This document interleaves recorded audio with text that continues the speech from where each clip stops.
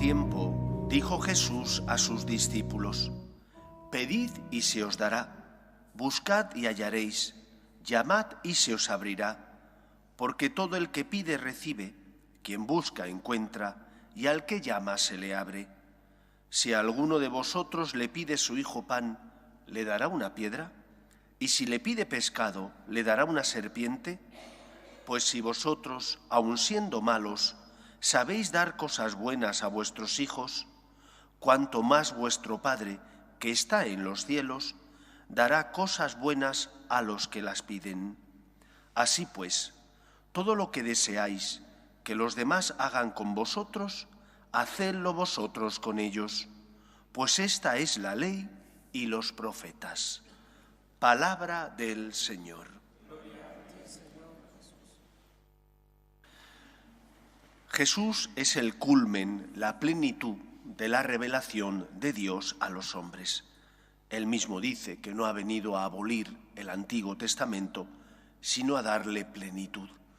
Y por lo tanto, Cristo, su enseñanza, es complementaria con todo lo que Yahvé a lo largo del Antiguo Testamento fue revelando, dando a conocer y enseñando a su pueblo Israel.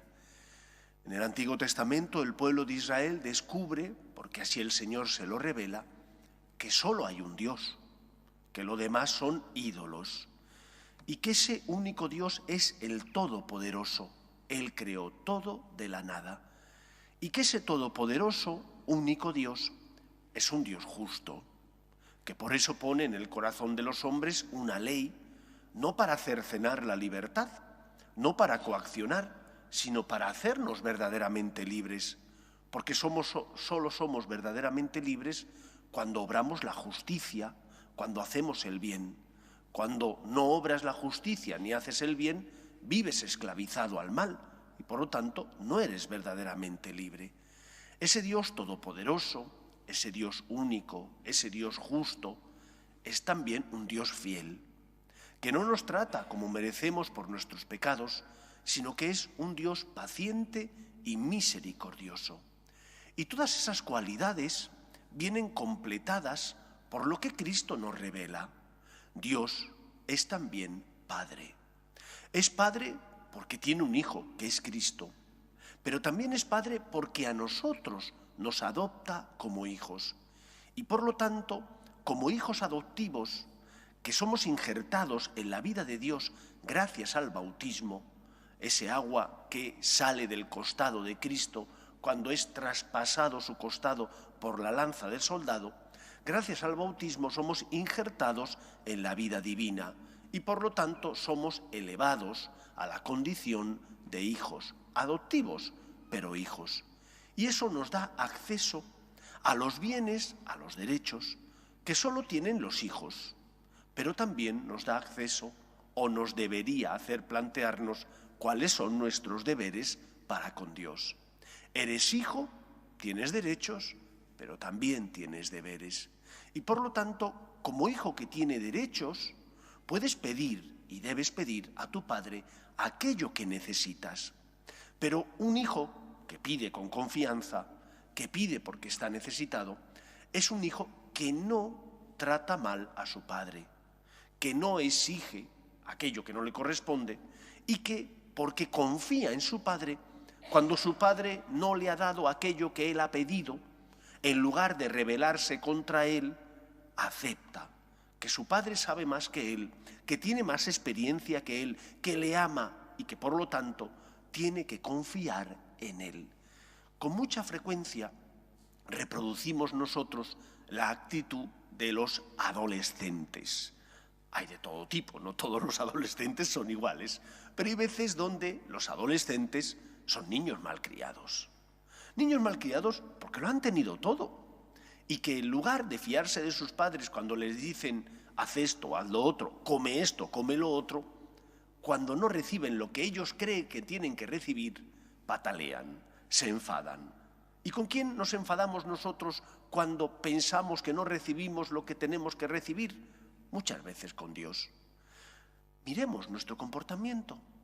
Primero, ¿cuántas veces pedimos la santidad? Normalmente nuestras peticiones se reducen a cosas materiales. ¿Tenemos que pedir cosas materiales? Lógicamente sí, porque no solo somos espíritu, también somos cuerpo. Pero es que no solo somos cuerpo, también somos espíritu. Y nos olvidamos de pedir al Señor que nos dé paz. Paz para no discutir con el esposo, con la esposa. Que nos dé esperanza ante las cruces de la vida. Que nos dé fortaleza ante las tentaciones.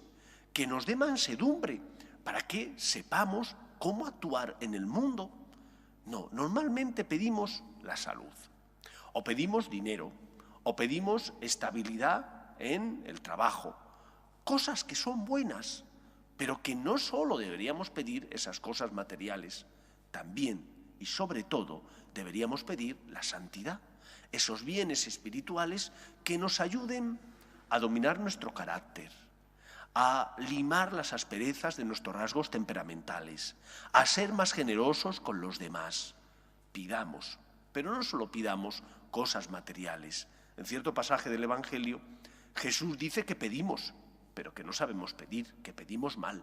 Y es porque solo pedimos lo que creemos que es necesario en el ámbito material y nos olvidamos de los bienes espirituales, en concreto de la santidad, que si la tuviéramos, cambiaría nuestra vida y nuestra relación con los demás. Habría menos dificultades, menos problemas conyugales, menos problemas en el trabajo, menos problemas en las relaciones con los amigos. Por una parte eso, pide, pero ¿qué pides? ¿Solo cosas materiales? No solo debes pedir cosas materiales. Segundo, el hijo pide pero confía. Y cuando su padre no le ha dado lo que él ha pedido, que considera que es bueno y que a lo mejor es bueno, no se enfada ni se rebela contra su padre, porque confía en su padre, se deja guiar, llevar por él, se abandona en él y confía en el amor de Dios.